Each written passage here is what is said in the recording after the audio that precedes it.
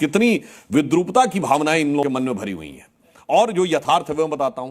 कुंभ मेले के बारे में अभय जी नाना प्रकार की बातें बता रहे हैं, यानी ये समझाने का प्रयास कर रहे हैं कि वहां जाना और स्नान करना ठीक नहीं। वो डेटा के साथ बात कर रहे हैं। नहीं, मैं इसीलिए मैं कह रहा हूं कि जिसकी वो बात कह रहे हैं, और आज का जमाना तो सोशल मीडिया का जमाना, गंदगी होती तो उन्होंने छिड़का दिया होता ना सोशल मीडिया के ऊपर।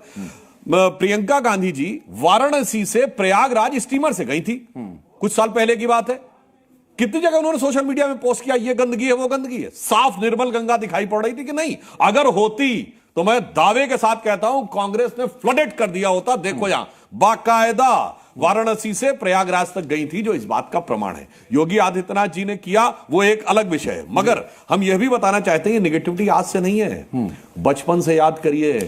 फिल्मों में दिखाया जाता है कुंभ के मेले में दो भाई बिछड़ गए थे, यानी हमेशा से इकोसिस्टम ये दिमाग में रखता है कुंभ मेला एक ऐसी चीज है इसमें बिछड़ने का डर रहता है, खतरा है, जाने में गड़बड़ रहता है। और आप देखिए, मैं इसलिए भी बोल रहा हूं, हमें बचपन की जो याद है अर्लीस्ट कुंभ मेला 1989, 2013 हुआ, 2001, 1989, अब 77 वाले की तो अपने को याद नहीं है जी। उसी समय मेरे मन में बात आया था, उस समय यूपी रोडवेज और ट्रेन में एक्स्ट्रा टिकट लगने लगता था। वो क्या है? मेला टैक्स। तभी मुझे ध्यान आया, मेला टैक्स और हज सब्सिडी। मेला टैक्स और हज सब्सिडी, ये उस समय एक बालक के रूप में मेरे मन में बात आई। और सोचिए वो सरकारें करने वाली आज ये बताने का प्रयास कर रही हैं, और दुबे जी कैसे बोले मुहूर्त बताने लगे।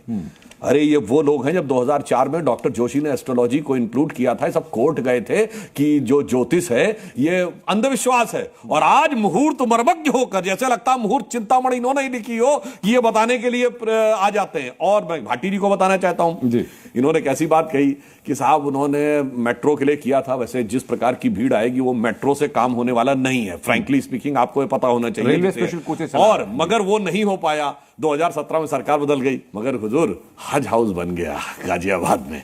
6 सितंबर 2016 को हज हाउस का उद्घाटन हो गया। क्या सरकार फटाफट फटाफट फटाफट काम करती है, मगर वहां पे क्या बताएं नहीं बन पाई। और 12-13 की मैं बात बताऊं, सीएजी की रिपोर्ट है जो 13 के कुंभ मेले के ऊपर, जिसमें अनेक आपत्तियां सरकार कांग्रेस की थी जी। इन्होंने करवाया था, भगदड़ मची थी, 40-45 लोगों की जान गई थी। प्रयाग स्टेशन के ऊपर भगदड़ मची थी, जिसपे कह रहे हैं। और मैं लोगों को बताऊं, उस समय पिछले समय में महाकुंभ में कौन था मेला समिति का अध्यक्ष? आजम खान। ये देखिए, मगर प्रोफेसर राम गोपाल क्यों नहीं हो सकते थे? मेरे ख्याल से सभा में सबसे पढ़े लिखे व्यक्ति हैं। चलिए शिवपाल जी क्यों नहीं हो सकते थे? इवन मैं कहना चाहता हूं, आजम खान आयोग समिति के सदस्य एग्जांपल और क्या? मैं इसी में एक और बात कह रहा हूं भाई, अखिलेश जी मुख्यमंत्री थे, सिंबॉलिक ढंग से मुलायम सिंह जी बन सकते थे जी। माता प्रसाद पांडे क्यों नहीं बन सकते थे? हाँ, वो तो आजम खान को बनाना था।